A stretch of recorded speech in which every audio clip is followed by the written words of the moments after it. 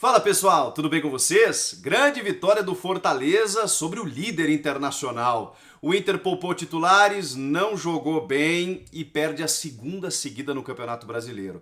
Agora tudo é o Grenal pela Libertadores. Teve um pênalti nesse jogo que não foi marcado e a gente vai falar sobre ele também. Chega mais, eu sou o Chico Garcia, inscreva-se no canal e vamos juntos!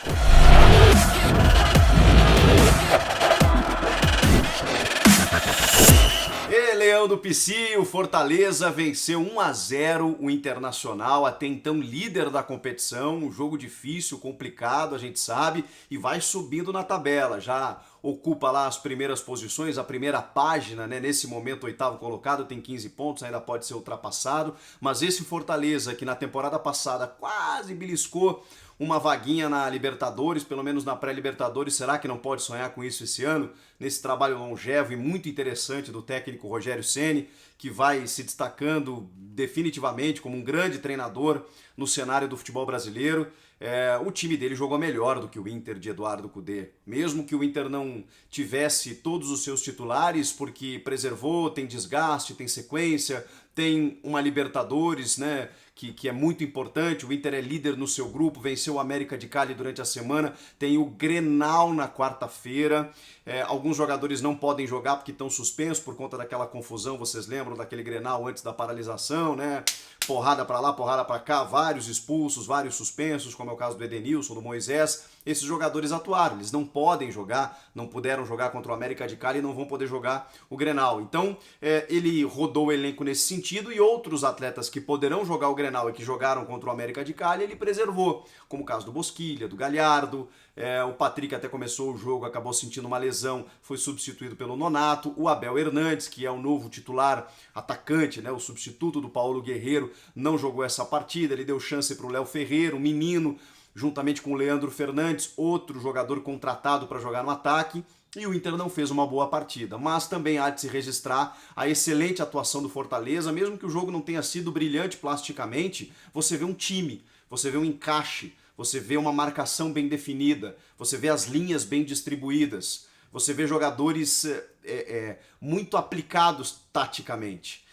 O Rogério Ceni, que teve o Quinteiro na zaga ao lado do Paulão, Quinteiro machucou no primeiro tempo, ele teve que mudar e substituir pelo Jackson. O Marlon na lateral direita e o Carlinhos na esquerda, e o meio de campo com o Felipe, autor do gol, né? O Juninho e o David, que não fez um bom jogo. Aí o Romarinho, juntamente com o Wellington Paulista e o Oswaldo. O Oswaldo sempre perigoso pelos lados do campo.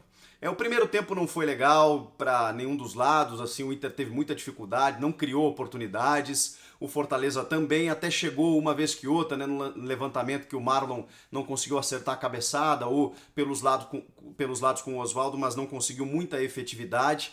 E no segundo tempo o Inter até começa bem. O Inter que faz uma substituição que eu entendi como equivocada. O Eduardo Cudê, nessas preservações, ele coloca o Musto, que faz aquela função de primeiro, entre os zagueiros muitas vezes, o Zé Gabriel juntamente com o Rodrigo Moledo, e o Moledo se lançava para tentar começar a jogada, passando inclusive da linha divisória do gramado, e o Musto fazia essa cobertura, como ele gosta de jogar entre os zagueiros. Com isso, você tinha ali o Edenilson e o Patrick, fazendo aquele tripé, né, que ele gosta, juntamente com o Johnny. O Johnny, teoricamente, numa função mais avançada. Mesmo que o Johnny já tenha atuado nessa função, eu entendo o Johnny, que é um ótimo jogador da base colorada, como um primeiro volante. De começar essa jogada exatamente pela construção de bola que ele tem, pela qualidade que ele tem nesse início de jogada.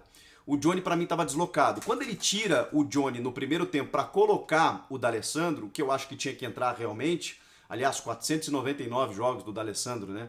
Se entrar no Grenal, 500 vezes D'Alessandro no Inter. Realmente será um feito.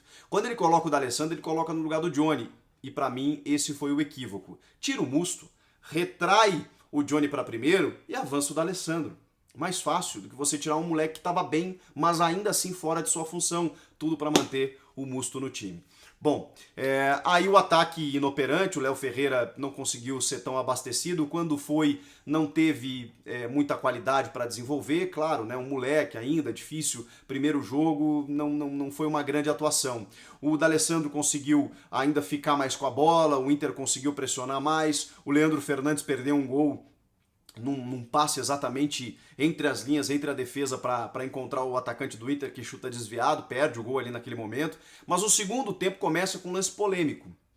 Um lance polêmico em que o árbitro de campo não entende como falta, pênalti, enfim, e é acionado pelo VAR, pelo árbitro de vídeo, o Paulo Roberto Alves. É o Marielson que está apitando o jogo. Ele não entende como pênalti, é acionado, vê o lance no monitor e não marca a penalidade. O que aconteceu nesse lance? Vocês provavelmente devem ter visto, né?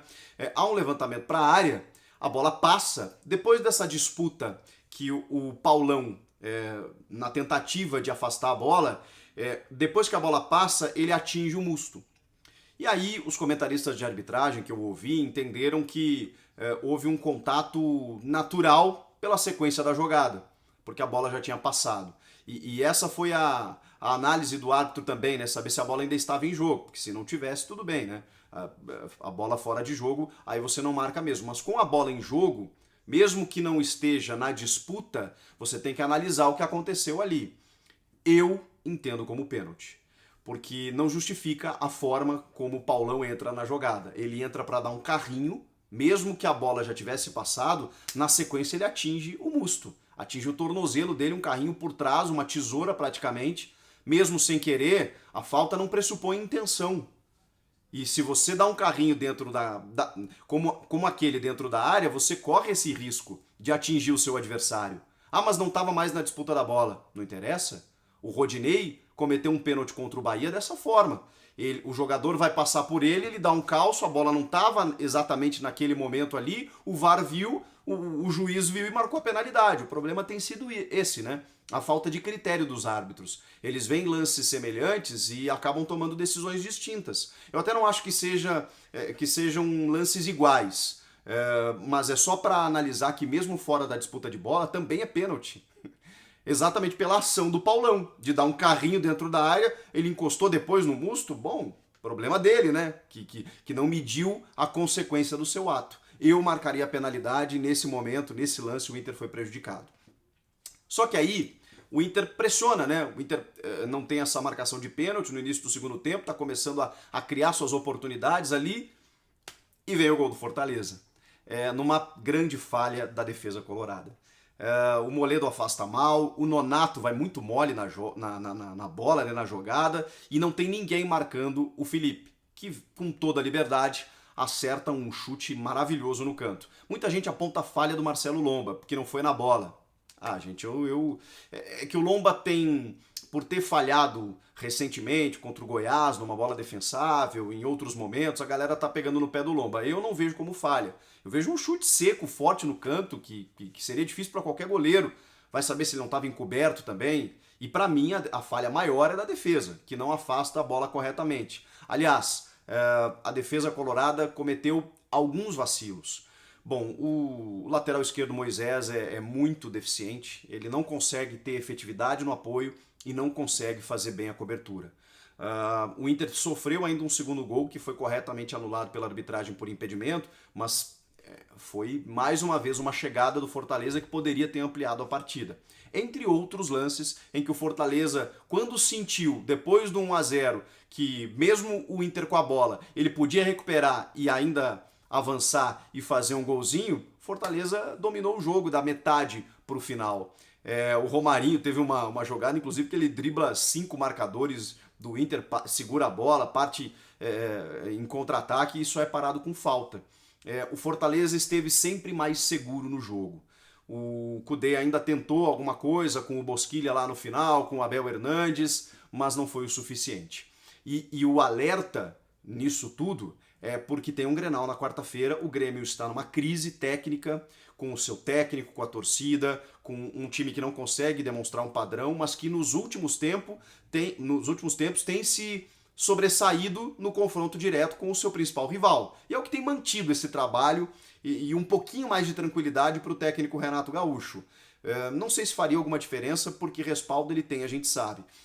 Mas a pressão seria muito maior se o Renato não tivesse vencido os Grenais que venceu esse ano. Por outro lado também, ainda há essa desconfiança com o Eduardo Cudê, que não venceu Grenais e que nos confrontos diretos contra o principal rival, não levou vantagem. A grande chance é essa quarta-feira.